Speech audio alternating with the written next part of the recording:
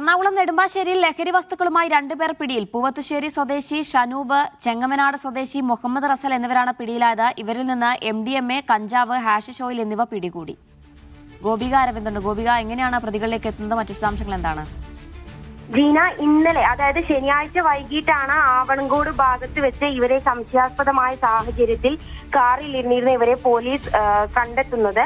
ഇതിനെ തുടർന്ന് പോലീസ് പരിശോധന നടത്തുന്നു. പോലീസ് പരിശോധനയിൽ ഇവരിൽ നിന്നും പ്ലാസ്റ്റിക് സിപ്ലോക്ക് ചെയ്ത കവറുകളിൽ നിന്നും 5 ഗ്രാമോളം MDMA, അതുപോലെ തന്നെ 8 ഗ്രാം കഞ്ചാവ്, ചെറിയ ഡപ്പിയിലായി സൂക്ഷിച്ചിരുന്ന 2 ഗ്രാമോളം വരുന്ന ഹാഷിഷ് ഓയിൽ എന്നിവയാണ് കണ്ടെത്തിയത്.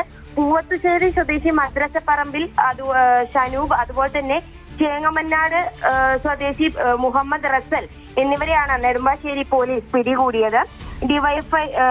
ഡിവൈഎസ്പി TR രാജേഷ് നേതൃത്വത്തിലുള്ള സംഘമാണ് ഇവരെ പിടികൂടിയത്. എന്തായാലും ഇന്നലെ വൈകിട്ട് ഇവർ കാറിൽ ഇരിക്കുന്ന സമയത്താണ് പോലീസ് യാദൃശ്ചികമായി ഇവരെ സംശയാസ്പദ രീതിയിൽ ഇവർ നിൽക്കുന്നത് കണ്ട് പോലീസ് പരിശോധനയ്ക്ക് എത്തുന്നത്. ജീന, ശരി ഗോപിക.